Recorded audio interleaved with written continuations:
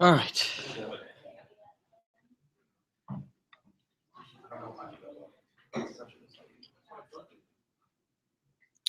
All right, let's get started. So let's see, we are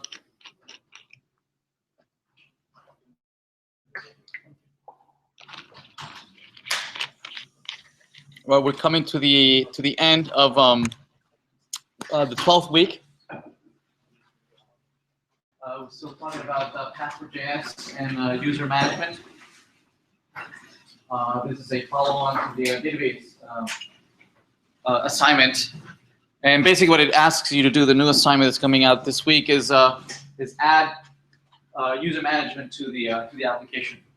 Right? Up to this point, we've been using just a server and the database to store, but we haven't really been using Passport.js to log in or cookie and sessions and things like that. So what the new assignment is going to ask you to do is to use Passport.js as the authentication authority, to use the local strategy. Right? We're going to learn about different types of strategies, right, such as Google or Facebook and Twitter next week. But for the assignment, you'll only be asked to use the local strategy. Okay.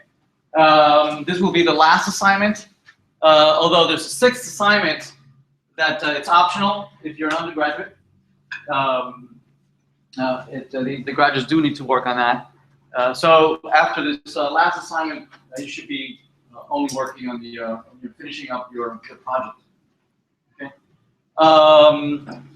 We did last time we met. We went through a demo on how to implement an entire web mean stack application that uses Passport.js, and I'm encouraging you to reuse as much as you want from that application, to either use it for your assignment or use it in your own project. Okay, and I think we started last time we met. We started looking at how I used that application to enhance my own application that I'm working on, right? The Web App Maker application, right? I think we started looking at that, right? Yeah. So I'd like to go back and revisit that. Also because there are several types of techniques that I'd like to go over with.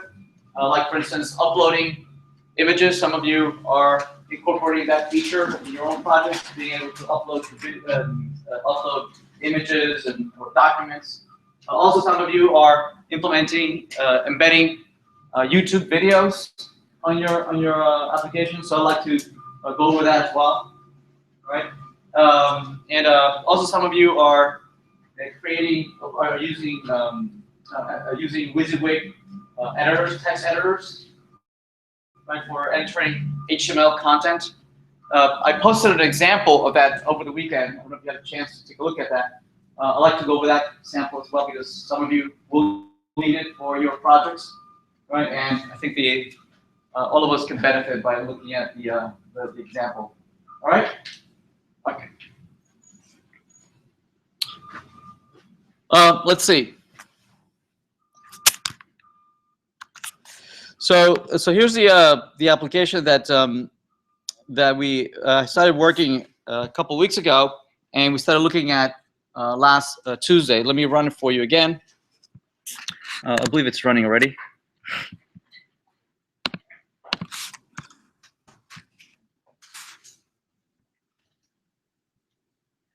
So this is the application that we started playing around with at the beginning of the week, and when last I showed you, maybe it was last week, maybe it didn't have any login or registration support, right?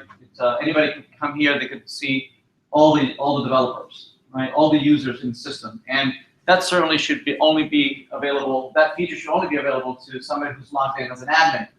Right. Since then, I've added password support, right, so that it challenges you to log in to the system. Right. Let me just demo real quick.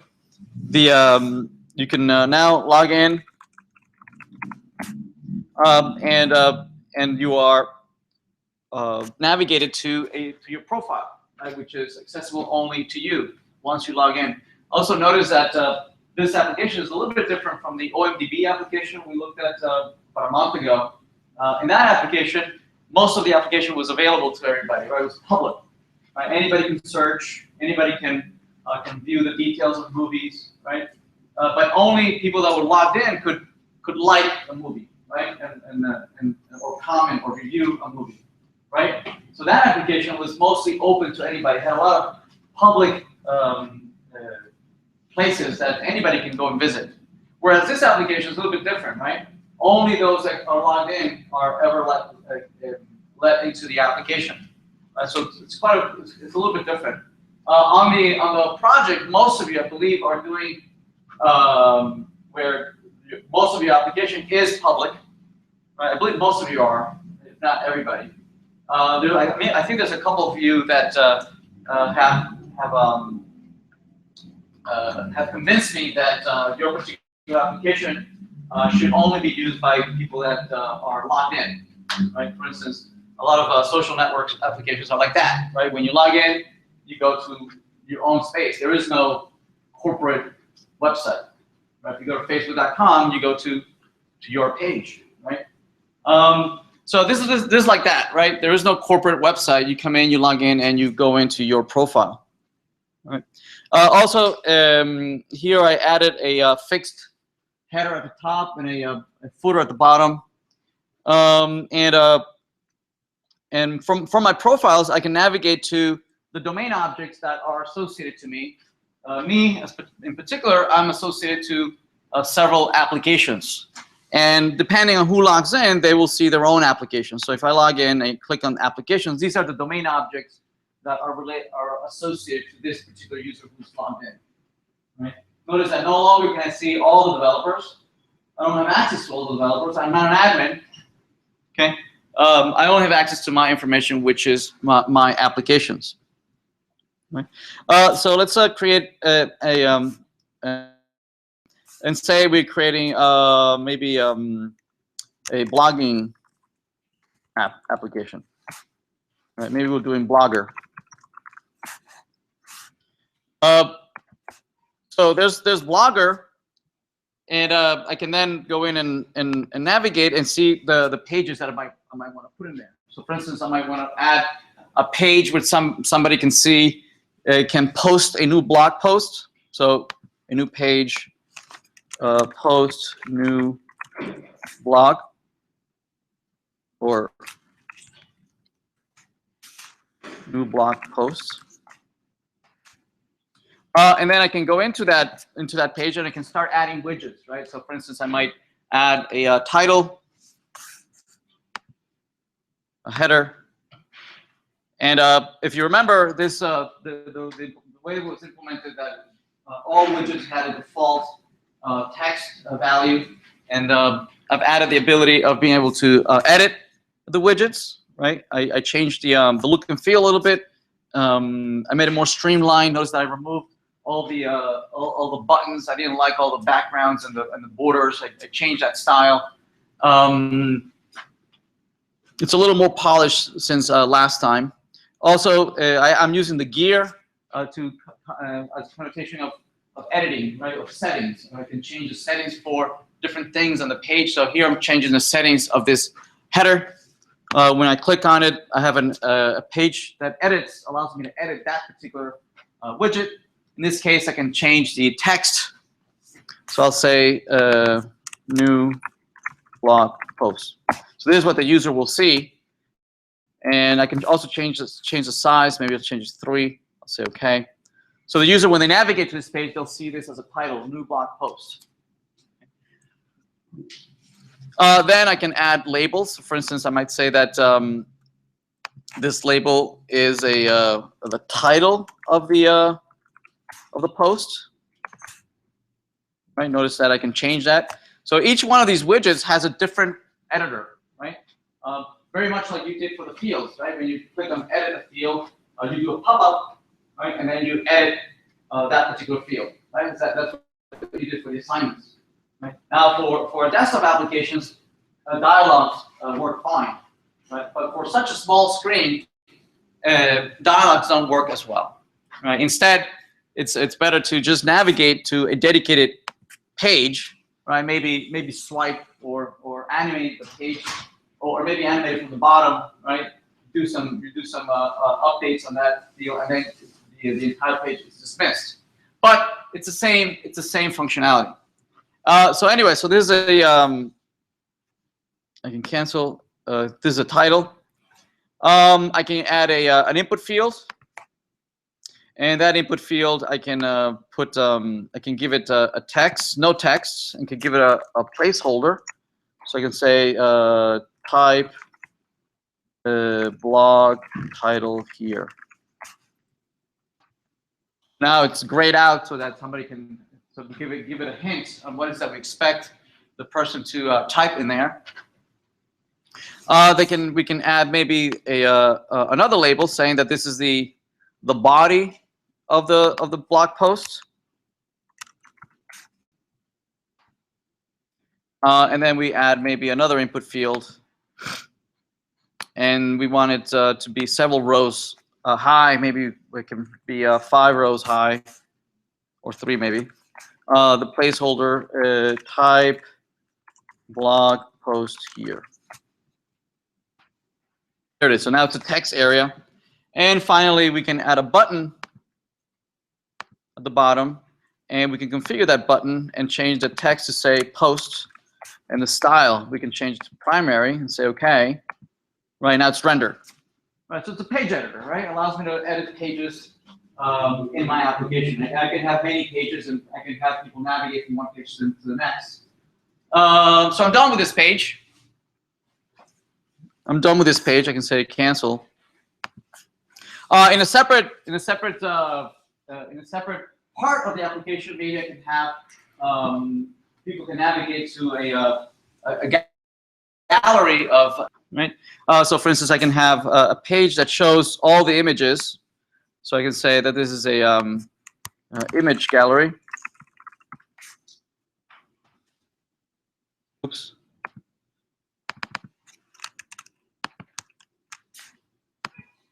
Okay, and that image gallery, I can add widgets such as images, right? So I can click on image, and this shows me that the image is not yet configured, and I can type here URLs for images, right? So for instance, I can look up some images for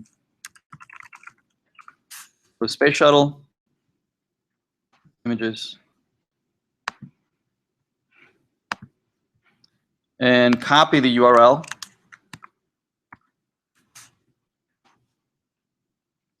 I can say this is the URL.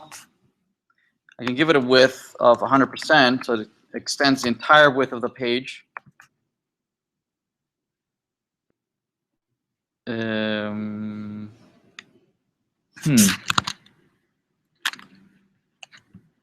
I just edited this, so I must have broken it. Image, ng if, oh, okay.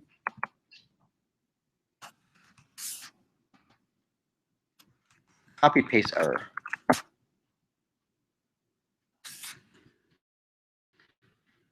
It has a URL. It's a JPEG. Did I copy it correctly? Let me see. Paste. So it is. There's an image, right? Okay. Why are you not showing ng if the div image URL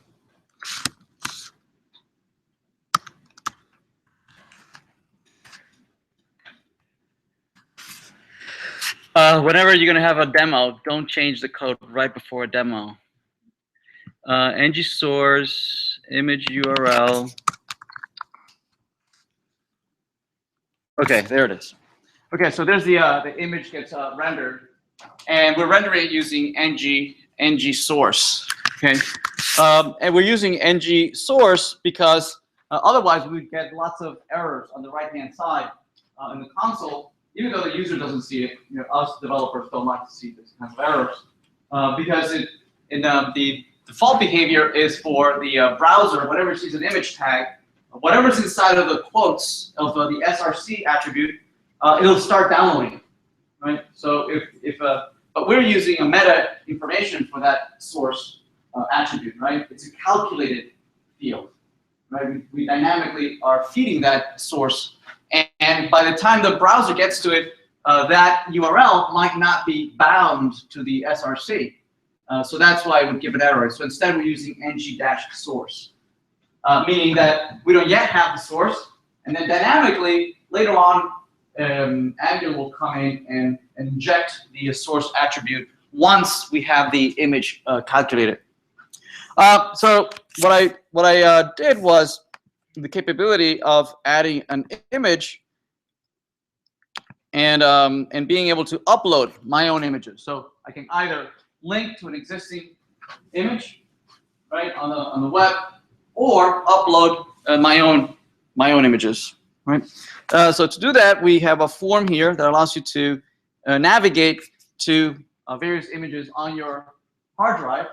Right? This is using a standard, bare bones standard file input field, an HTML input field that allows the user to navigate through their local file system. Right? It's a very secure input field, HTML field that cannot be programmatically controlled from JavaScript. Right? It forces the user to manually navigate through to look up for a particular file. Right? Otherwise, it would be dangerous for JavaScript to programmatically view your file system. We don't want that, right? An actual human being needs to interact with this dialogue. You can't programmatically interact with this dialogue. So me being the human here, I can select an image, say OK. It selects the image, and we can give it a width also of 100%. And click on Upload Image.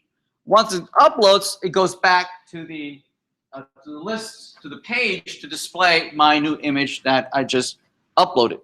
Okay, so it can behave both ways. Either hard-coded hyperlink to an image that exists somewhere on the web, or an image that gets copied and uploaded to your server, the server where this is being hosted, in particular OpenShift or your local in your local file system, and then you need to link to it. Now you need to create a hyperlink, right? That a source, ng source that connects to that particular image. So I'd like to go over that and show you how that's done in a bit. Okay. So yeah, so here's a page that allows you to have an image gallery, or you can have a video gallery. Right, and in that video gallery, you can add any number of videos. So you can add a YouTube video. Okay, and that I probably screwed it up too here, so I'll need to probably fix that. Let's go into YouTube and go fetch some videos here. So let's see, XC90. Okay, so let's include here my my next car. Let's grab the URL for this video. So YouTube, the way YouTube allows you to share the YouTube content is either by a URL. If you click on the share, it gives you three ways to share it. Right? One is a URL that you can then link to. Right? Maybe put it in your hyperlink so that you can come back to this video here in YouTube, or you can grab a snippet of HTML that uses an iframe that you can then copy and paste in your own HTML, right? That will render the video right on your page. Right? So this is the way I want to share it, using the iframe, right? And but I don't want to force people having to copy this iframe on the entire HTML. Instead, I'm going to render this iframe dynamically from within our application. I'm going to render this dynamically, and the only thing that changes here from one iframe, from one video to the next, is this ID. That's the only thing that changes. Everything else stays the same. The iframe is the same, the width, the height, this this portion of the URL stays the same. Frame border allows full screen. Everything stays the same. The only thing that changed from one video to the next is this ID, this unique identifier, right? That's really what I care about. But I thought I was going to confuse my users, asking them, oh, go on and just copy this ID, right? I was going to confuse them. So what I thought would be easier for my users would be for them to just copy this URL, right? It's a little cleaner. It's shorter, it's smaller. Most everybody understands, right? So if you copy that and come back to our application, right? You could go and edit and paste the URL, and say OK. Right, and now the video is embedded. Okay. Yes. Can you still edit the height and width of that video? I can. I did put the feature there. Did I? You have width there, but I hard coded it to 100%. But yes, you can have it. Like, even though it's the shared link, it doesn't have the height and width values. I'm sorry. Even though it's the shared link, and not the embedded link. Yeah. So what I do is I generate the iframe. Okay. I create the iframe, so I can put whatever I want in there. I can put my own width, my own height. For now, I hard code it to 100%, but it certainly can be. For the image, I did hard code it, and there I can set the height and width, whatever I want. I can do the same thing for the video. Okay. So yeah. So and I can add any number of videos in there. So I don't know. Let's go here, and I can share this again, share, copy that, come back, add another video, another YouTube video. I can edit URL, say OK. And there they are. So I have these two videos embedded. All right, so I'd like to go over being able to do this. Right? One of the things that I'd like to chat about is that these URLs are the URLs that are used for fetching generating these iframes are considered to be unsafe by default by Angular. Right? Angular considers these URLs unsafe because they add an entire new web page. Right? An iframe can contain an entire new website. Right? And who knows what could be in there? Right? All sorts of plugins and all sorts of media that might be considered unsafe.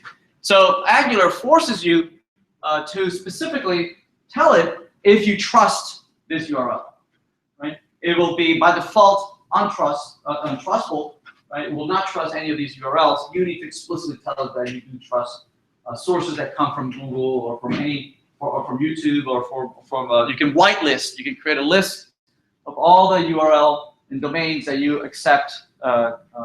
That you consider to be trusted. All right, so I'd like to go over that API today. Okay? There's another example that I'd like to go over.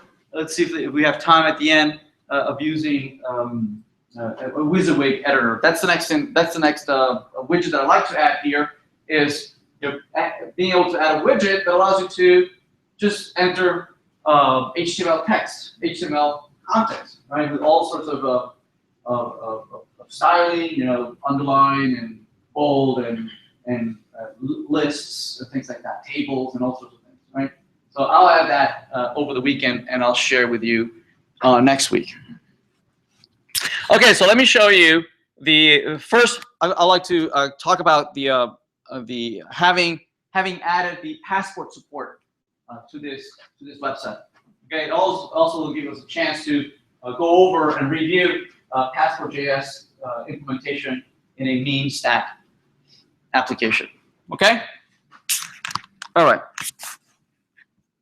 All right, so let's go over the mean stack Passport.js support. Okay? So as we covered on last time we met on Tuesday, what we need to do is to install install Passport and at least one authentication strategy. So here I have package JSON, And package.json, remember, contains all of the dependencies that all the libraries that this particular project depends on, right? So in here, you'll find, obviously, you'll find things such as Express, Mongoose, Multer, and whatnot, right? And so to add the Passport support, I've added this library, Passport. And you add it by just saying npm install Passport, right? And some of you have come to me in office hours and says, why is it not running? It's running locally, but it's not running on OpenShift, right? A lot of you have come to me with that. And most of the cases has been because you had installed a package locally, right? But when you push it and to OpenShift, the package doesn't exist remotely. Okay, and so the easy fix is to reinstall everything locally with the -- save option. Okay, so one of the things that you should always check to see is you go into your node modules, right, and look at all your packages that you have in there. Right, those are all the packages that you have installed locally. If the remote server doesn't have these modules, it'll fail. Okay, it will run locally, but not remotely. So to check to see if the remote server has these packages or will have these packages available, make sure they are listed in your package.json. This is what the remote server reads. The remote server reads this file and says, I depend on all these packages. I better install them. Right? If they're not listed here, your server will not start. So that's an easy fix. Most of you who have come to me, the easy fix was just to add it here and reinstall it. Right? Remember to use -- save. Right? You do node npm install the package -- save. Okay?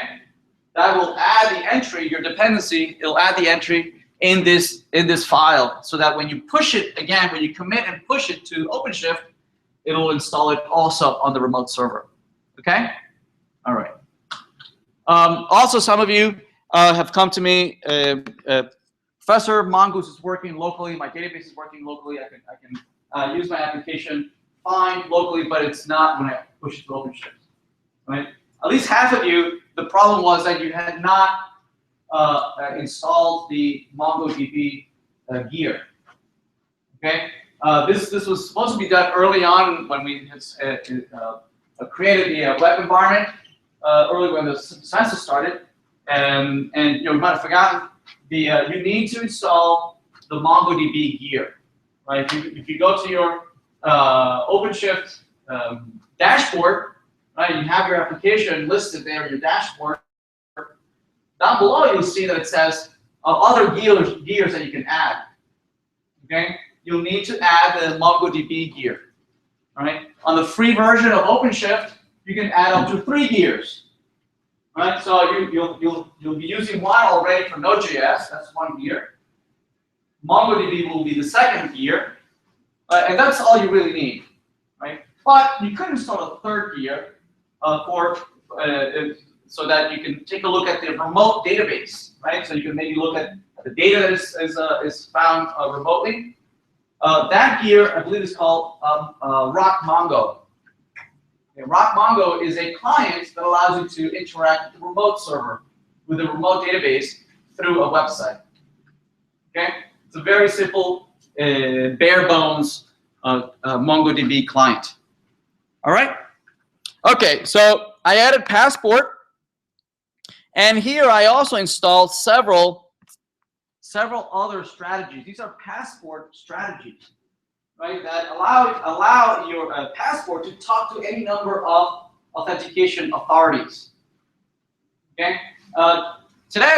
This week we're only going to use the simplest of authentication authority, which is the local authentication authority. Okay. But it can certainly connect to other authorities such as Facebook, Google, or Twitter. All right. But this week, we're looking at the local authority. Okay. The way the remote, the other authorities work is that when we'll add buttons on the login page, we'll add a button that represents Google, another button that represents Facebook, another button that represents Twitter. And when you click on these buttons, it's a link to go and log in with these folks. Okay, you leave your website, and you go to their website, and they challenge you with a username and password, and you log in with that particular website's username and password. Right? So Google's username and password, or Facebook with your account. Yes, right. In that request, you provide a callback URL. In that request that goes out to them, you provide a URL for them to call you back. Right? And they will call you back successfully or not. Typically 2 URLs, a URL for successful login and another URL for unsuccessful login.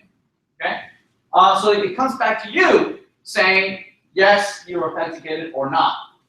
Okay? So basically you're authenticating with their servers at their website. You get back a yes or no. Okay? Right? We'll do that next week. So what Passport does is basically interacting with these third-party authentication websites, right? And it's only getting a response that yes or no, right? Those websites have their own databases, their own controllers, their own web services, their own implementation that we don't have to deal with. Yes, but in the local implementation, we are holding the username and passwords in our own databases. Yes. Right, we have to do the grunt work of looking up the person by username and password. We have to do that, right? We are the authentication authority, right? If we're hitting Google or Facebook, they are the ones who look up your username and password. But here, we have to do that work. Yes, right? So to do that, Passport Local will allow us to do that. It'll call us when we need to provide, it'll call us saying, hey, they're trying to authenticate themselves with username and password. Is this a valid person? And we will respond with a yes or no, just like Google would, just like Facebook would. We need to respond to Facebook to a Passport saying, yes, this is a valid user, or no, it's not a valid user. Okay? So we need to integrate with Passport. All right, everybody okay? Everybody still with me? All right, we need to install these two, Passport and Local. Right, for now, it's just these two. Now, these two libraries will depend on 2 other libraries. These two right here, Cookie Parser and Express Session. Right. This will allow Passport to remember that we have already authenticated ourselves. I have logged in already. Don't ask me again for the next 30 minutes at least. Remember that I am logged in. Right. Remember in a session, in a cookie. Right, so that will allow it to do that. This is optional. You don't have to use the session, but it's definitely most convenient. All right, so once you've installed the packages, we need to configure them. Right. So to configure Passport, we'll need to load it. Load the Passport module. There it is. We loaded it. And if we're going to use the session, right, and the cookies, we will have to load that as well. But that's optional. But I certainly suggest that you do. Right, so you load Passport, you also load Cookie Parser, and you load Session. Right, you configure both. There they are. You configure Cookie Parser and configure the session. Right, we did that a couple of weeks ago, right? Initializing our session information. Once you have the Cookie Parser and once you have the session configured, then you can tell Passport to initialize itself. It has to be in that order. First, you set up the cookie, you set up the session. Once that is done, then you can set up Passport. And it has to happen in that order, right? If you flip it around, it won't work. First, you set up cookie and session, then you set up Passport. Right? So Passport, you initialize Passport, and you start the session and say, Passport, I want you to use the session to remember that a user is logged in. Don't ask me again if they're logged in. Right? Remember. Okay, that's all there is. Right? There's 6 lines of code. Right? Passport, configure cookie parser, session, and then start passport. Everybody good? All right, so that should be easy. All right, once that's done, we can start trying to log in. Right? And we have here the login page. It's just a simple form, and it's a handle. There's a login button in the controller. Use a login, so that's pretty easy. Right? So I'm not going to cover that.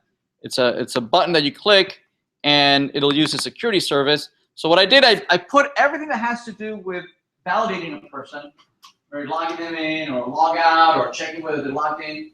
I put it all in a single service. I call it the security service.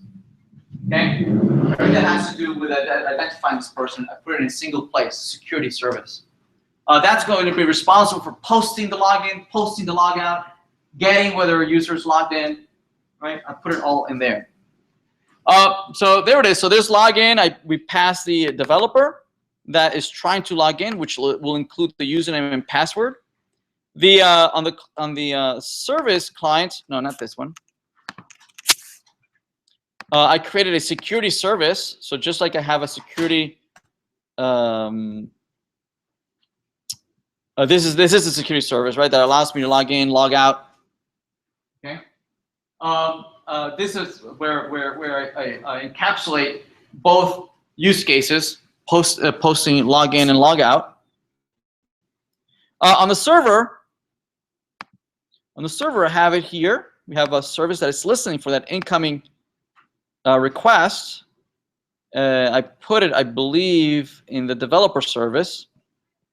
There it is. So here are the 3 login, log out, and logged in. Right? These are the 3 operators managing whether somebody's logged in or not. I didn't put register. Well, I guess I should add that, right? If you want to add, become a new developer in the application, you should be able to register. I didn't do that. I guess I will do that over the weekend. Okay. All right. So let's see what we need to do on the service. So this page, this piece of code here, this script, is where all the passport magic happens. This is where all the passport magic happens, right? So this is the only script that has to do anything with passport. Everything else, right, doesn't need passport at all. So if you want to take a look at the implementation, it's basically you need to look at 3 files, right? One is the package.json for configuration, the server.json, I'm sorry, package.json for installation, server.js, that's for configuration, and that's only like 6 lines of code there, right? The third file is this one. This is where all the server-side security validation happens. Okay, I mean, we had already in our previous implementation, we had I think in OMDB we already had some login and registration. Remember, we already had some of that. But all the validation and security implementation in those applications was only client side. It was only client side validation, right? And client side security, right? For instance, I had already shown you how to protect certain pieces of the website. Now that I won't let you in the profile page unless you log in. I won't let you in. I won't show the admin link unless you're an admin role, right? But all those are very soft security measures, right? You cannot have just client-side security, right? Any client-side security measures has to be backed up with server-side security, right? Because client-side security can be thwarted by developers. Developers, any JavaScript developer can start looking at the incoming requests and responses from the server, right? And they can reverse engineer what is that you're doing, okay? And they can start, sending requests. There's a whole bunch of tools that you can use to start sending, posts and gets and deletes that mimic what your application might do. Okay, so they can try, because I mean, since the client all the JavaScript, all the HTML is copied and made available, on the browser. That's how the application is happening. They can reverse engineer your application, right? The client-side application. They can try to find a weakness in your security, right? So any security measures that you might take on the client side has to be backed up by the server side. Okay, and this is where we implement that server side security. All right. In this case, we're using Passport. The developer doesn't have access to the source code. They can't mock with this source code. Right. It's only available on the server side. Anyway, so what do we do here? So from within the web service, right? Wherever you've decided that you're going to post the login, logout, registration, everything that whatever web service you want to implement it in, this is where you are going to first load the Passport library, load the local strategy, right? Or any other strategy you might want to use. Next week we'll add some other strategies here. We'll add Google and Facebook and whatnot. For now, we'll use the simple local strategy. Okay. We load the local strategy, and then we use that strategy. We need to configure that local strategy, right? So all the other strategies rely on going out to some other server, right? A Google server or a Facebook server. And those servers have their own databases, right? So all the other strategies rely on going out to some other server. But the local strategy relies on our server, right? It relies on our database, right? It needs to integrate with our database. Now, all the other strategies can't integrate with the databases, right? Basically, they post some information, and they get back a response from that server. Right? Over here, our local strategy needs to integrate with our database so that it's going to intercept the username and password from the incoming login, and we need to tell it how it can find out whether this particular username and password are valid. Right? To do that, we need to configure the local strategy. Here we created the local strategy. We need to configure it. And here's the configuration right here. And we say, hey, local strategy, use the following function to find out if the username and password are valid. Okay. So what the local strategy is going to do is when you try to log in, when you submit your username and password, you say post, right? What the local strategy is going to do is going to intercept that incoming username and password. Okay, right here. This is how it's intercepting it. There it is. This is the post. See that? This is exactly the post that is coming in. The way we tell Passport local strategy to intercept the incoming request, putting it right in front of our login. Right. So remember, this is kind of new. It used to be like this, right?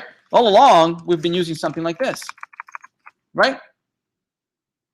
This is what we've been doing for the last month or so, right? It goes to the login, and in the login, we check to see if the username and password exist. Yes? Right? Well, we don't want to do that. We're going to delegate that. We're going to delegate it to Passport. So we're going to say, hey, Passport, use the local strategy. Right? You extract the username and password. Okay, you do that. So that's where we configure that we want Passport local strategy to intercept our login, extract username and password. Once it has username and password, we need to tell the local strategy what to do with that username and password. What do I do with that username and password? Right. So this configures a function that says, hey, use this function to find out if that username and password are good, are any good. And that function is implemented right below. There it is. Right? That function has to have the following signature. It has to have this following signature because it's password who's going to call this function. Right? Password is going to expect a function that takes 3 arguments. Password is going to extract the username and password from the incoming post. Yes? And it's going to pass it to us here in this function. It's going to say, hey, I got this username and password from the incoming post. I intercepted it. I extracted it. Are these username and password any good? Right? So here is where the interface happens, right? It passes us to the username and password. We are going to use normal, simple, regular Mongoose models, just plain old Mongoose models, right? To find this username and password, see if they even exist in our database. Because we are the authentication providers, right? We are the ones who know whether the user exists or not. So we're going to do a find developer by credentials, and the implementation is exactly what you would expect. It's just a plain old mongoose.find, right? And you use a predicate, username and password, right? So there's nothing magical about that. And it returns to us it returns to us with a promise. And that promise is either going to be resolved or it's going to be rejected. If it's going to pass us the user object if it found that user with that username and password, right? If it found it. If it found it, that user object, it will be an object. If it didn't find it, instead it will be null, right? Okay. So we have to, now that we know if this user is null or an object, we need to notify the passport framework telling it, yes, it's good. This person does exist. Or no, this person is no good. This person doesn't exist in the database. We need to notify passport. So passport basically it creates the glue between its framework, right, of keeping track of who's logged in and and cookies and sessions and keeping all this, right? And the glue with us, right, of how do I determine whether this person is good, any good or not? Okay, we have to provide that as the user model. Right? So it gives us the username and password. We look them up, and then we need to notify the framework, the passport framework, whether this user exists or not, it's good or not, right? By using the third argument to the call. That third argument is how we notify passport whether this user is any good or not. Right? So this function, depending on how we use it, we're notifying passport of success or failure. If we call that function with the user object, we're saying that yes, it's good. This user is good, and this is the object that represents the person, the person who we just authenticated. Right? If they are good, passport will mark them as logged in. We'll make a note saying, this person exists. It's good. It makes a check mark and says, yes, this person is logged in. Right? And what it does is that it writes it to the session, it writes it to the cookie, it sends it to the client, so that next time around when somebody tries to use the different pages, as they navigate throughout the pages, right, they're no longer challenged. Right? They navigate to their profile and their admin or different places that they want to go, and they won't be challenged, right? Because we remember that this person is logged in. If instead we respond with something other than an object, right, with something that is false, something that is falsy, like a 0 or an empty array or an empty object, or false or null or undefined, right? Anything other than an object, right? Passport will interpret that as this person is no good, right? This person is not logged in. Okay. So the function done is a function that is being provided to us by passport that we need to call it back. It takes 2 arguments. The first argument, we can respond with an error. If there's some error, somehow we weren't able to determine whether this person exists or not. I don't know. We asked the database, and the database never came back to us and timed out. Something went wrong, right? a network error or a database error, and we can send back the error in the first argument. And the second argument is for notifying whether the user is good or the user is not good. Okay, make sense? Everybody good? All right. So we notify a Passport whether everything's good or not. And once Passport is satisfied, once Passport is satisfied, it'll continue its process, right? If the person is Passport, if we send a done, meaning we're done authenticating the person, and the person doesn't exist, right? We send back a false, right? Passport immediately is going to respond to the client, to the browser, saying, sorry, you're unauthorized, right? You're not authorized to come in here, okay? Or if instead we call done with an error, it will also stop and will respond immediately to the client saying, oops, sorry, I could not authenticate you. Okay, so you're not logged in, right? Only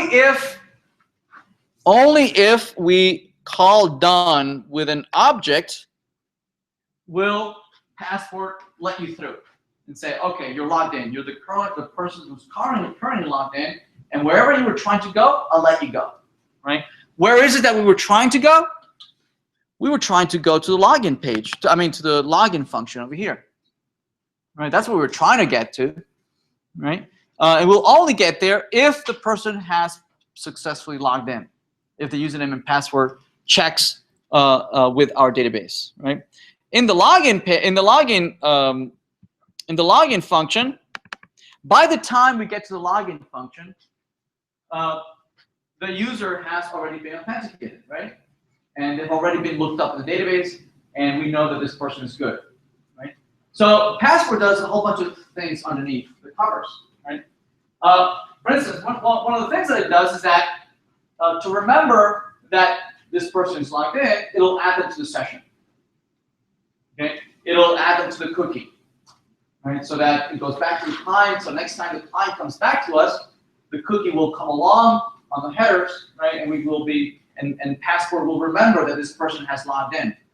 Okay, it has a timer. It has a timer on how long the cookie lives.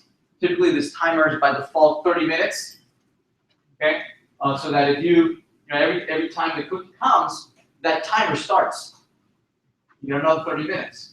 Right? If there has been any activity for more than 30 minutes, the cookie dies and it's no longer valid. Okay, so if you try to use the same cookie,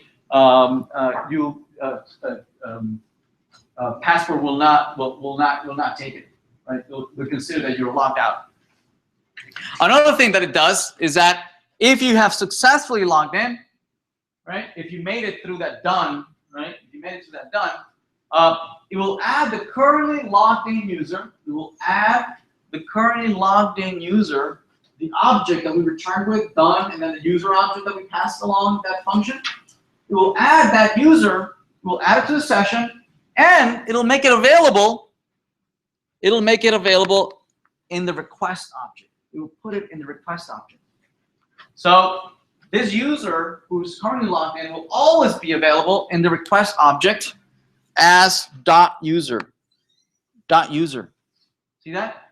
So anywhere as we as a website navigates and you go here and there and you go to different APIs, right? The user will always be there in the request, right? Very, very convenient. We can always extract the currently logged in user from request.user. That's another thing Passport does for us underneath. So if we successfully log in, we're gonna respond. We're gonna respond back to the client, to the Angular client, who's been patiently waiting. The Angular client had posted a login a while back, and we're doing all these things in the server, right? Seeing if this person exists or not. So finally, we respond. Finally, we respond with this user, and then on the client side, the controller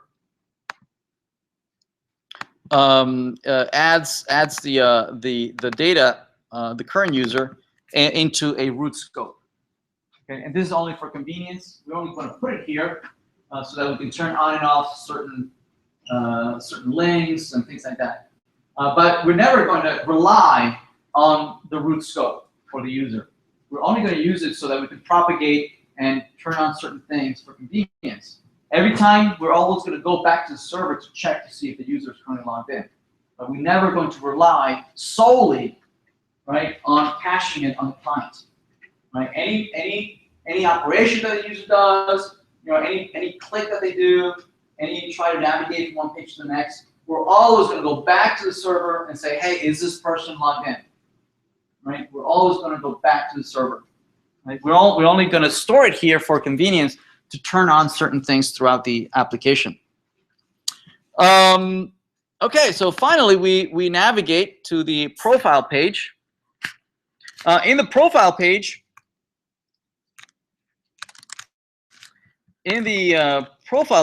we, which is, I believe it's developer edit. That's the profile page. In the profile page, we need to fetch the person, right? And if you, we had added in the config, we had protected certain pages. We have protected certain pages, saying that, for instance, if you try to go to the profile page, we first need to make sure that you're logged in. Right? Remember, we're not going to rely on the root scope having the current user in the root scope. Right? We're always going to go back and check with the user, with the server. Right? So the login page, if we successfully logged in, is going to kick us to our profile page. We're going to go back and check to see, oh, can you come here? Are you allowed to come in this profile page? So to do that, we use check logged in, which is going to go back to the server and say, in this request, it passes a cookie, right? It passes a cookie in the request, right? Any communication back and forth between the client and the server, these cookies are going back and forth, right? Okay.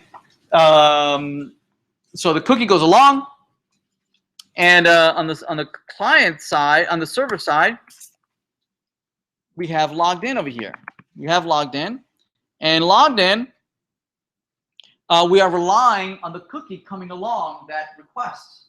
Okay, so that cookie, as we mentioned on Tuesday, this cookie, it had been on the browser for a little while.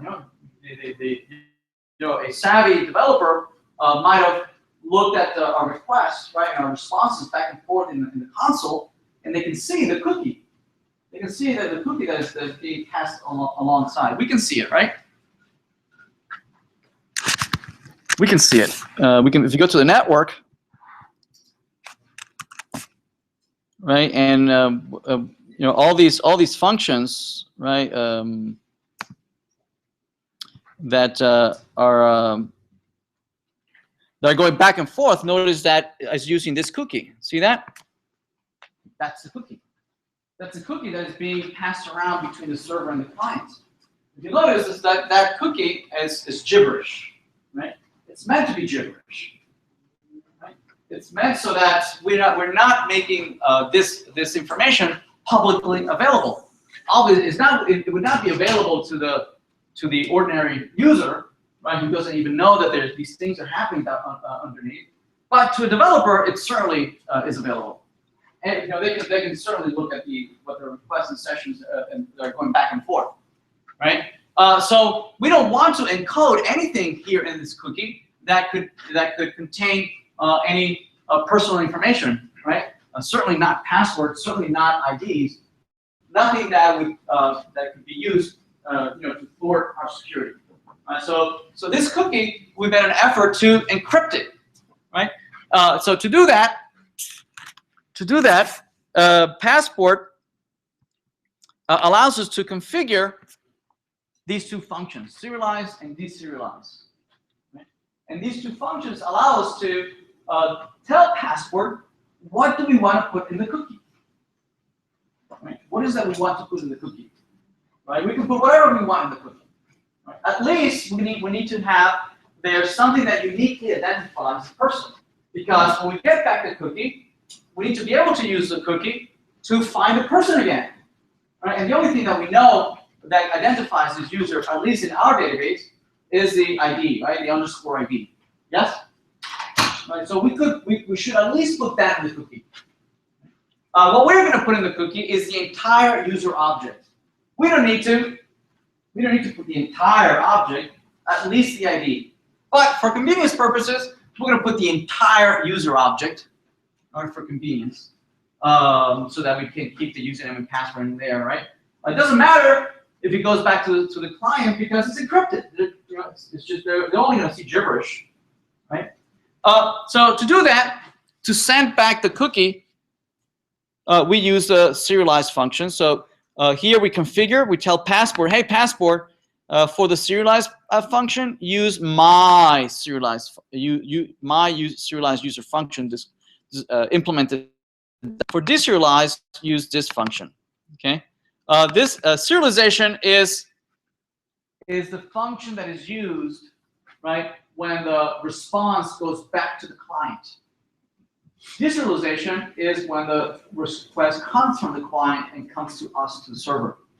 Right? We serialize it and send it back to the client. And when the request comes back from the client to the server, we deserialize it so we get back the original object that we have put in the cookie. Yes? Right? So in the serialization function, it's right here, we are passed the currently logged in user. Right? And in there, we can extract the pieces that we want to send to the cookie. We'll put in the cookie. Right? To put it in the cookie, we say done. Done, and put the user object in the cookie. When the request comes back from the client, the cookie is deserialized, right? It's decrypted, and it's passed to us as an argument to the deserialized user. So there, we retrieve the original data, the original object that we had sent over to the cookie. We're now retrieving it back, and it comes here, passed in through the user. Right? Once we have the user object, if you'll notice, the only real thing that we ever needed in there was just the ID. That's all we need, really, right? To look up the person, right? To look up the user and reinstantiate the user and find them to see if they exist, right? So we're going to look up that user by the ID and then call done to relog them in, to log them in again, right? To put the user back in the request, notify everybody to the server that, hey, this person is logged in, right? Let's not forget that this person is logged in. And then we can use the user in the request. Yes? So 2 questions. We're deleting. Why are we deleting the password from being encrypted anyway? Yeah, no, everywhere where I was sending it back, I was deleting. I don't need to delete it here. But everywhere else, like in the login function, in the logged in function, and several other places, I started removing passwords everywhere. Okay. But no, here there's no need to remove it here. And also, in the response.json, when we go back to the client, that we need to remove. Yeah. And what keys are being used?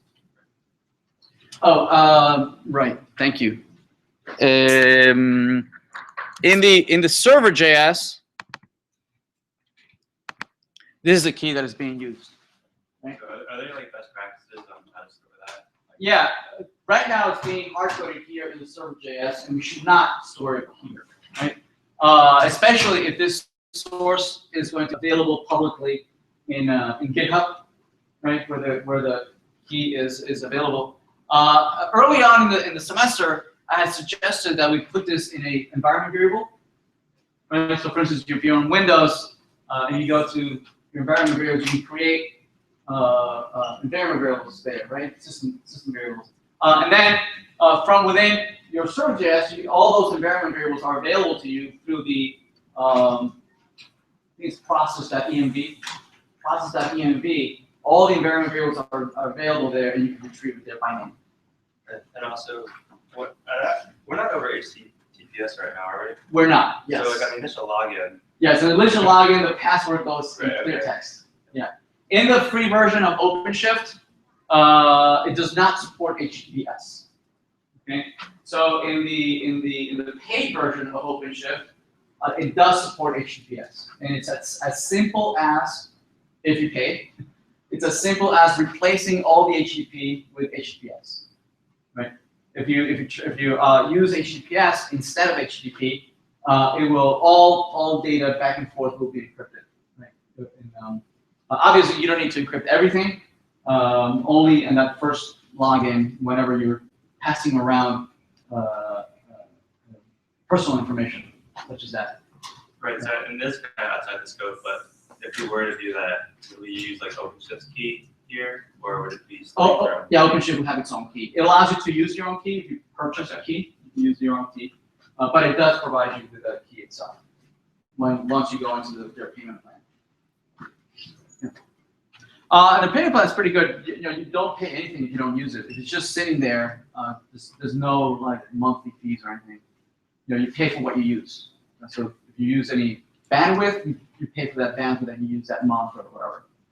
Obviously, if your website shoots up and becomes very popular, then obviously bandwidth will increase and you'll have to pay. But that's a great problem to have. I'd love to have that problem. Yeah, thank you.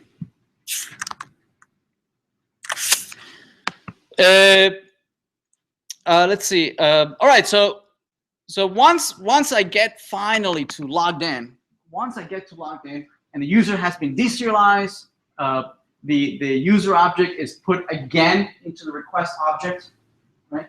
When we finally get to logged in over here, okay, we can rely on the currently logged in user to be in the request or not, right? If they are logged in, it'll be there.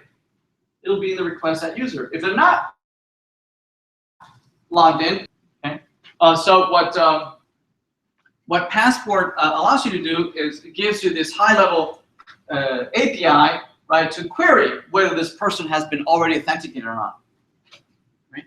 And we can use that function. This is a function added by Passport. This is part of the Passport API. Right? It wasn't there originally. Okay, the request is an express object, right? This is an object that was is part of the Express API, right? Of the Express library.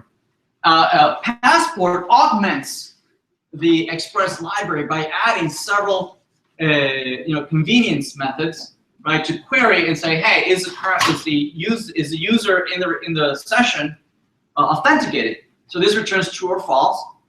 If it's true, we're going to send back the user object. If they're not authenticated, then we're going to respond with a 0, right? Or with anything that we consider as a flag of saying this person is not authenticated. Okay. On the client side,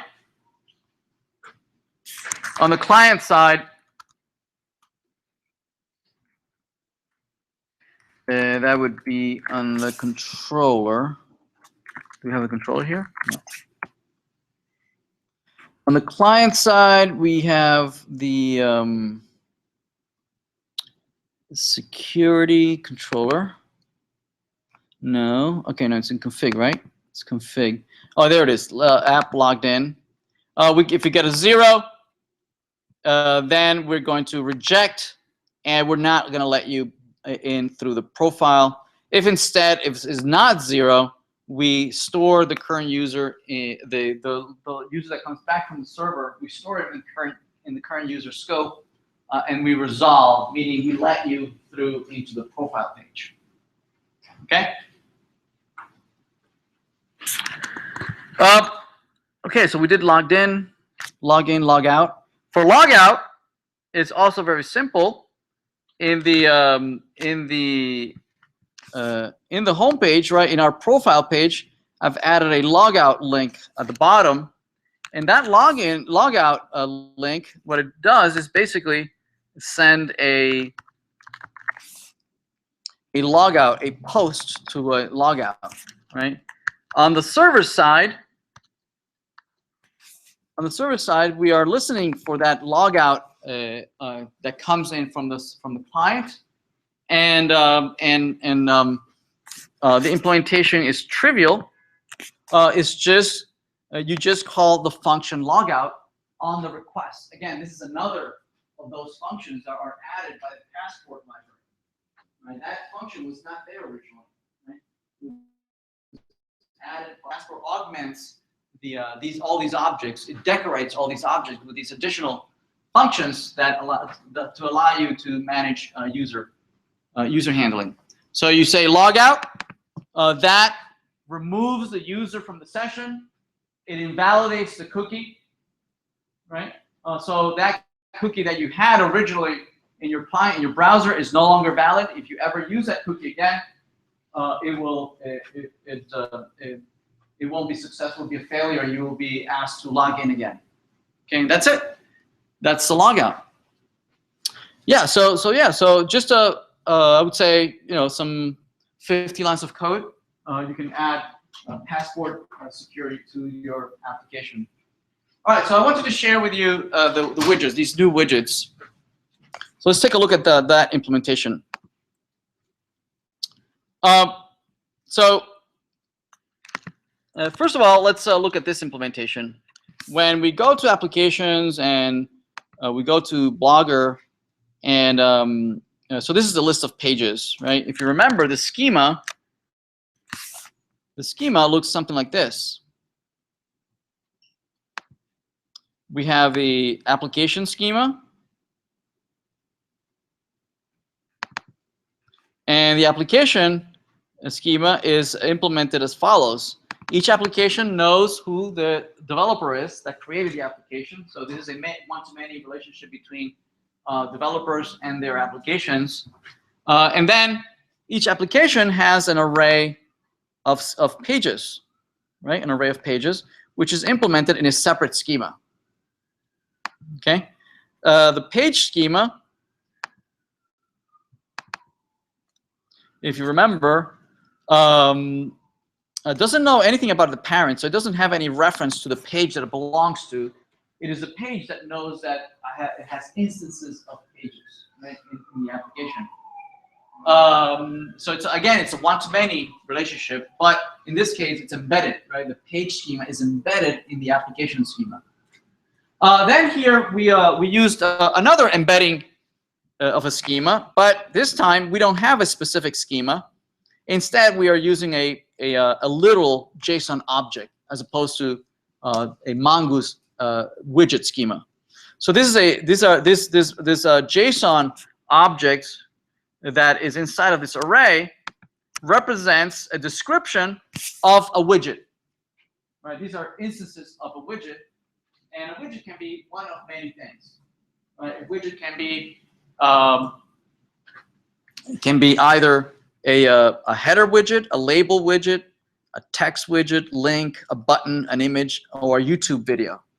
Okay, so I have different types of widgets. Okay, and the type of the widget, right, is listed here in one of the properties, widget type, and it can be only one of these. Right? Notice that we're saying that that this here represents the description of what an instance of a widget looks like, right? These are the things that we're going to accept. We're going to accept instances of JSON objects that have attributes, widget type, name, title, text, URL, link, and so on and so forth. Okay, so this is used by Mongoose to validate the JSON that comes from the client. Right? As you are manipulating JSON on the client and filling out forms and submitting data, right? The JSON goes to the server, goes to the model, and it's validated against this structure. Right? It has to have this structure. It has to have these fields. Not all of them. It has to have a subset of these attributes. Right? If it doesn't match this structure, Mongoose complains, right? And it ignores anything that goes awry. Any fields that are mismatched to this structure are ignored. Anyway, so widget type. Notice that a widget type is a string, just like the name is a string and title is a string. These are all strings, yes? Right? But widget type, I don't want the string to be anything. Right? I want Mongoose to validate a little bit for me. I want to say, hey, Mongoose, yes, widget type is a string, but it's not any string. I want you to validate that string against the following enumerated data type. Right? We're saying that widget type can only be one of these. Right? So if you try to put something here, some gibberish, it will be rejected by the Mongoose, and it will not be inserted or updated in the database. Make sense? So some validation. Over here, for the name of the widget, I'm not going to validate it. I'll take any string. Same thing for the title. I'm not going to validate it. For the text attribute, I'm not going to validate it, but by default, I'm going to take this value text. Right? That's why when we add a widget, they all have text, right? So by default, this is the default value of that field. Okay. URL, I'm not going to validate the URL. Okay. The link attribute itself is an object, right? So these are specific attributes that I'm going to keep, that I'm going to add depending on the type. So these over here only make sense, only have values if the widget is of that particular type. If it's an image type, I'm going to use the image attribute. If it's a YouTube widget, I'm going to use the YouTube attribute. Right? Now, in the database, right, not instances of a widget, are going to be a subset of all these attributes. Right? It's not like in a database where I create a column, right, and in each column, I might have a column for name, and a column for title, and a column for text, and a column for URL, and so on and so forth. And then YouTube URL is another column, and YouTube width will be another column, right? So most of those columns would be empty, right? Because if it's a YouTube video, I only care about those two columns, right? The YouTube URL and the YouTube width URL. Only those two columns. Everything else, right? The image URL and the image width, for columns for those in the database would be empty, would be null, right? Correct? And so that type of implementation in a database is, it just consumes data space unnecessarily, right? Not here, right? Those instances that might not have values are just completely ignored by MongoDB, and they don't make it into the database, right? So you don't have those kinds of sparse, very sparse tables that you might have in a SQL database. Okay. Anyway, so these are instances of the widgets, right? So let's create a widget. When we create a widget, and we say, in this case, to create a widget, say you go into image gallery, right, and you add a widget. This doesn't actually add the widget, right? It goes instead into a choose the widget that you want to add. So nothing has happened. The database hasn't modified or anything. When you click on it, what happens is that it posts to the server that you have created a new widget.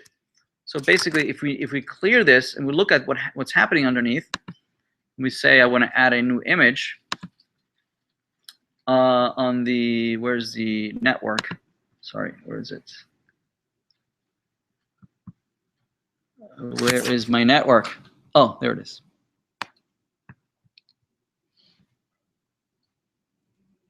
Okay, so there it is. There's my post.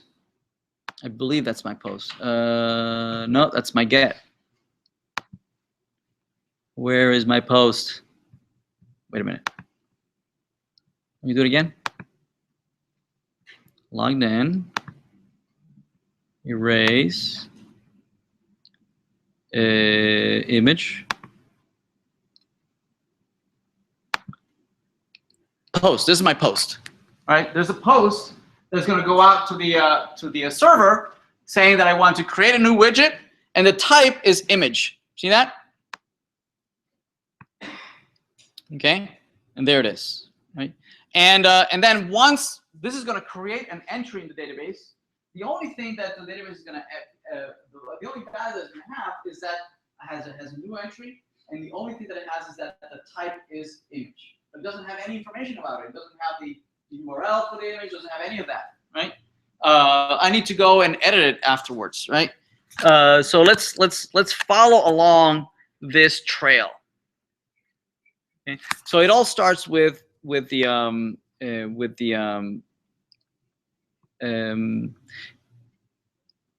where is it? Widget list. Where's widget? Views, widget list. Okay, there it is. The widget list has a plus sign at the top. Right, it has a plus sign. This is widget list plus. There it is. Here's like the plus sign right here, right? And when we click on it, oh, we go to the choose, right? So in the chooser, is a choose. When we do select an image, right? It's going to post a select image on the controller, right? And the controller is going to do the post. So where is it? In the choose widget. There it is, right? There's my add widget. There's my add widget. So this select widget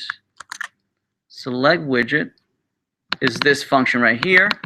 It's going to go to the widget service and add the widget, passing along the application ID, page ID, and the widget type. It's going to go to the client,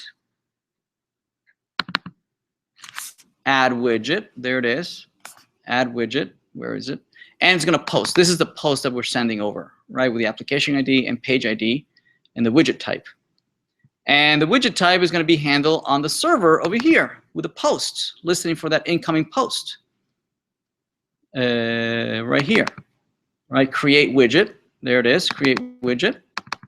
And the create widget is going to use the model. It's going to extract the parameters, application ID, page ID, and the widget ID, and it's going to the model create widget, which is in the model widget model. There it is. And in here we have the create widget. Finally, we have the create widget. Okay. So the way it's added is by first grabbing the application, finding the application by ID. Remember that these are all embedded schemas, right? The only collection in the database is the application collection. The application collection contains arrays of pages, and each page contains arrays of widgets. Yes? Right? So we need to navigate that data structure. We need to first find the application using the application ID. Once we have the application, we need to find the page. We have the application. We can now find in the array of pages, we want to retrieve that particular page, that page ID. And finally, we want to in that page, we want to retrieve the widgets array. Now that we have the array of widgets, we can put the brand new widget object, which is basically just a JSON object, which better conform, right, to the JSON structure that we defined in the schema. Remember, the schema says that you should have a widget type a property. That this widget type better be one of those valid values, right? Header, label, YouTube, image, whatever, right? If that value is not correct, it will not take it, right? So we push it into the array, and then we save the entire application back, right? Okay, so say we added a YouTube an image, right? If we added an image, and now we want to edit it, right? For instance, we go and when we want to edit, if you'll notice, we click on edit. It navigates to the widget edit page. That navigates to the widget edit page, right? So to do that, we in the URL, we go to the widget edit view. Let's see. Wait a minute. Widget edit. So let's see. It's here, right? It's in the page in the widget list. We have the edit. We have the edit at the end of the column. Here's the edit. Where's the edit? Justify cog. There it is. The cog. Right. There it is. So this cog, right, is this over here, right? It's this cog over here, right? It's this link over here. We click on it, and we pass along the username, the application, right? We pass along the page ID and the widget ID. So we pass all these attributes along to the controller, so the controller can say, oh, which widget do you want to edit? Oh, it's that widget. Okay, so that means I need to retrieve and display the correct editor, right? So the editor is interesting. The editor, this edit page, right? This when you click on edit, notice that if I click on the edit of the image, I get the widget editor, right? But if I have an image instead, right? These are all images. These are all images. But if I go to the blog here and I click on the edit label, I get this editor, right? If instead I click on this over here, I get another editor, right? Name and text plus a couple more. See that? The editors are different. The editors are different. For the button, I get a completely different editor. I have a drop down, right? So to do that, I fetch the widget. Once I have the widget, which is in the model, I can look at the original type of the widget. I can use the widget type and use it in a switch statement. See that? I can do an ng switch and say display different things depending on the type of the widget. If the widget is a button, then display the following editor. If instead of a link, display this following content. If instead of a text, display the following content. So all this content only shows up depending on the type of the widget. See that? It's one page, right? But it displays different content depending on the type of the widget. Okay? Right? So the real one that I want to cover today is this one over here, the upload. If it's an image, we can either type the URL, which we can copy and paste from a hyperlink from having looked it up on Google, or better yet, we can upload. We can upload an image. Okay.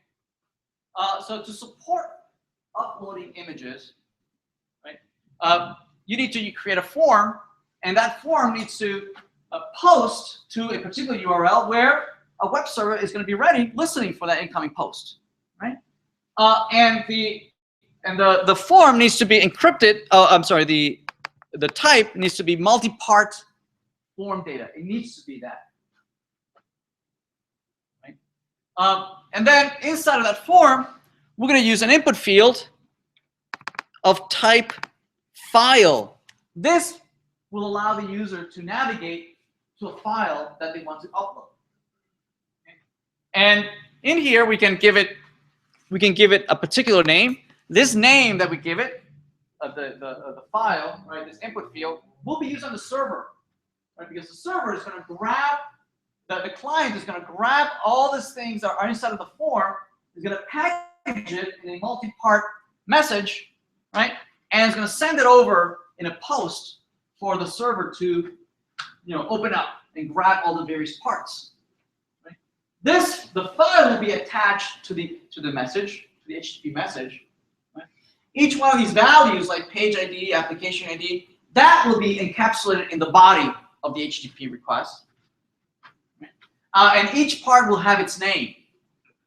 The name of the image will be whatever name I choose here. In this case, it's my file. Okay. This is a submit button. This is an actual submit, right? It goes off to the server, right? On the server, I need to be ready to receive this file. let's see how we receive it. To receive it, we're going to go to the server.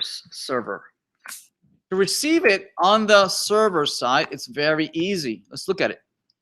Right. To do that, we're going to use Malter. We have been including Malter for quite a while. We hadn't used it for much. Right?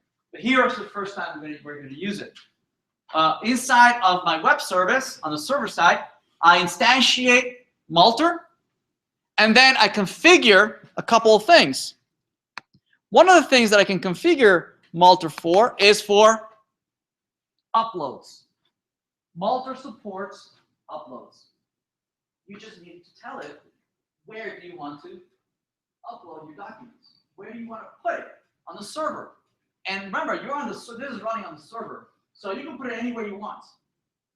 Okay, Node.js is running on the server. You have the full entire file system to yourself. Okay, but we're going to decide to put it in a public place, somewhere that can be reached from the browsers that live out there. Right? We don't want to put it in a in somewhere in the file system that is not accessible to browsers out there, right? So we're going to put it in the public directory under a specific directory called uploads. See that? Right here. Now, we don't know where that folder is in relation to ourselves. Okay? The Node.js, again, lives in the desktop, right? On the server, it can write anywhere in the file system. So to know where we are in the file system physically, we can use a global variable called dir name. Right? This directory name is the current directory where I am currently executing. Right? Where am I? I'm in widget.service.server.js. That's the file that I'm in. Right? So dir name will give me a full path, absolute path of where this file lives. Yes? Right? So where is that file? It's right here. It's right here. It's right here. This folder. Under where? Under services, under app, right? But what I want to do is go up to the top and then down to public and then down to uploads. That's where I want to put my images. Right? That's where I want to put them, in a public place, so that the widget, when it renders on the client, the URL of the image can come back to me, to my server, and download the image so it can be rendered on the browser. See that? It needs to be put in a public place. Right? And so that's why here I am telling Malter that files are uploaded, I want to put them in this directory. Make sense? Everybody okay? Yes. And you're using just the dot. No, you need to physically calculate it. That might have worked. I don't know. I think I tried it and it didn't work. Yeah. Okay, so once I configure where I want it, okay, I need to intercept the incoming post. I need to intercept when the form is submitted as a post. When the form is posted to the server, I need to intercept it. I need to tell Malter, hey Malter, here it's been configured here. I'm going to intercept that post, and I'm going to tell Malter, hey Malter, there is a single file that is being uploaded whose name is my file. Okay, I want you to grab that and put it where I had configured. I configured to put it in there. And that's all you need to do. That will upload the image to that file, to that directory. But you still need to do a couple things, right? Once the image makes it into the file, into your directory, you need to somehow store it somewhere in the database to know that, hey, somebody uploaded that image, right? I need to know in which widget it's supposed to be rendered. I need to know who's the owner of this application. I need to know a lot of things, right? So in the upload image function, by the time it gets to me to the upload image function, the file already has been copied and streamed and copied into my upload directory. It's already there, right? It's already there. And along with the file, in the body, I'll have the parameters that I had passed along. I need these parameters because I need to update the database, right? I need to tell the database, hey, there's this brand new widget, and they've uploaded. It needs to render that image, right? So I need to know that image. So now, by default, Multer, when it copies the image, it copies it with some gibberish name. See all those files? All those are image files. Okay, and it's a good thing that it uses random names because we could have many users here, and we don't want to get into an issue of file name collisions, right? I upload an image, Jose.jpg, and somebody else uploads an image also called Jose.jpg, right? And overriding each other. Right? So Multer, by default, just chooses a random UUID number, right, or string. Okay, that name is available in the request, in the file attribute. Okay, and from that file, you can then retrieve the destination, the path, the original name of the file, what used to be the name, right? The file, the size, the type of the image of the document, right? MIME type. I had this implemented that it would rename the file to its original file, but then I backtracked and said, no, it's better to leave it like that. Right? It's better to leave the original. I go to Mongoose, retrieve the application, retrieve the widget by ID. Now I have the widget. Once I have the widget, I can now set its URL. I can set its URL to be uploads. That's where the image lives, right? Locally on my machine, right? And then use the file name, right? That gibberish name that was given to me. And now the database knows about it, right? Now the database knows that that's where the file is, right? Then I save it back to the server, to the database, right? And then I just respond. I redirect. I tell the server, redirect them to a page, right? In this case, I'm redirecting them to the list of all the widgets, right? That is going to render my new widget. Okay. And are we done? Oh. Yeah. So in widget list, it then renders that image. All right. We'll pick this up on Tuesday. All right. Thank you.